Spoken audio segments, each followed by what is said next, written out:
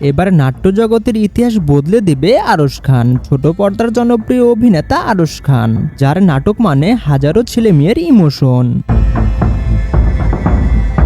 সম্প্রতি আরশ খানের নতুন একটি নাটকের ট্রেইলার ঝড় তুলে দিয়েছে সোশ্যাল মিডিয়ায়, যার শিরোনাম দেওয়া হয়েছে বন্দি। ভাইরে, এটা কি ছিল? পুরাই আগুন।